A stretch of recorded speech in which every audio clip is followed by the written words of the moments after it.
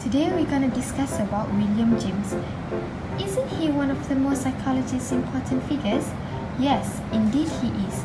James ranks second only to Wilhelm Wundt, so let's get to know him.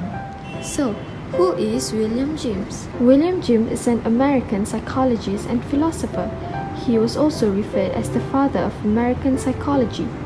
One of his masterwork is The Principle of Psychology.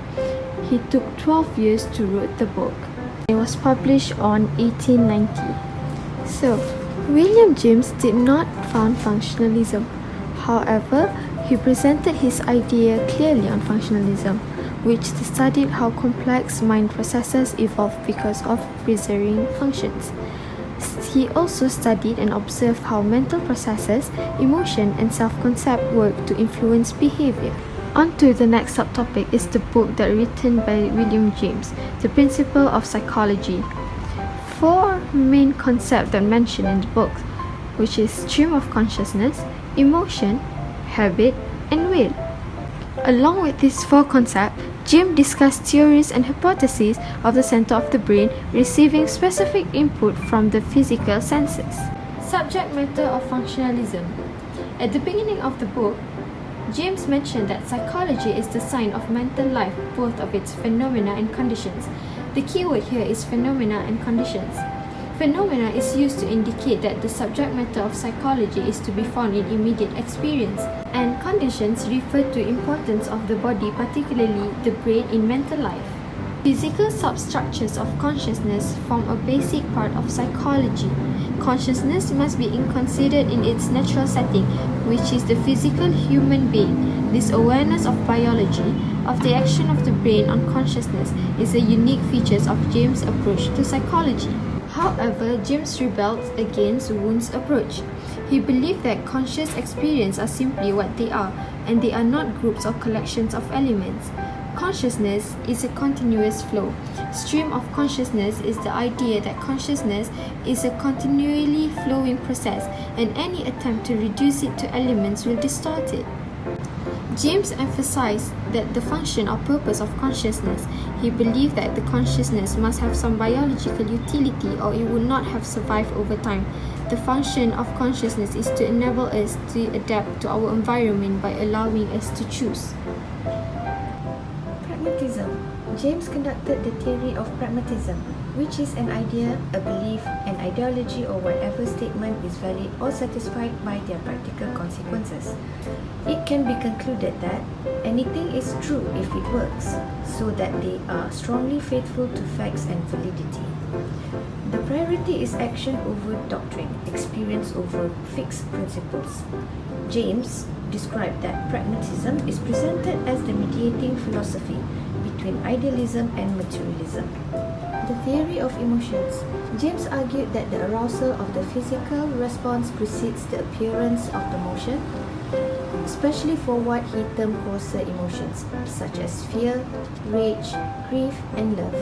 James Lang's theory explained that our emotional experience and provide insight into the biological basis of emotion, just like sorrow comes from crying, anger from fighting, fear from trembling, and joy from laughing.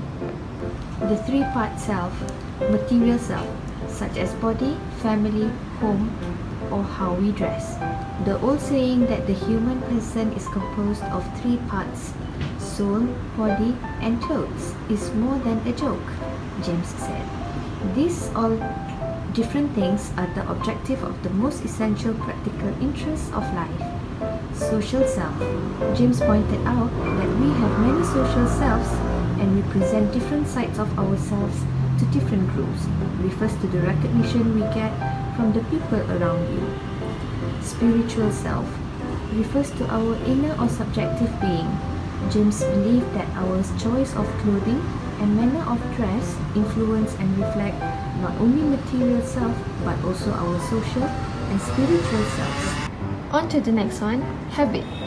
James said Living creatures is a bundle of habits. All humans and animals possesses a set of habits. James mentioned that habits is divided into two types: habits from innate tendency, which what he calls as instinct, and habits that resulted from education, or what he called as acts of reason. His theory of habit is related with physiological influence. It involved the function of nervous system. James used the term as plasticity. What is it? It's to explain the process of the brain in adapting to the new habit. Some part of the brain changes as the result of the habit. Repeated action will become easier and require less attention. Thus, habit leaves a great implication on social living. Muslim scholars' views. James' theory of pragmatism covers a whole part in life, including the religion. He views that God exists if the hypothesis of God works satisfactorily in life. Islam teaches us that some matter related to our religion cannot be interpreted with our mind.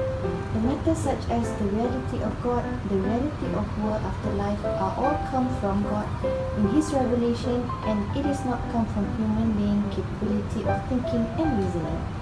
Islam teaches us to use our mind to think on His creation as an evidence to His existence. The concept of three-part self that was mentioned by James are explained by Muslim scholars in a purposive way to connect the soul to the God.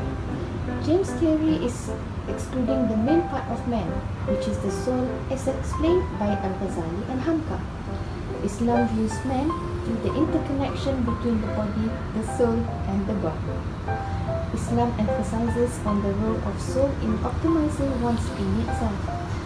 Hamka explained on the healthy soul in two important points: not in misery or in suffering, and becomes the basis of inner happiness.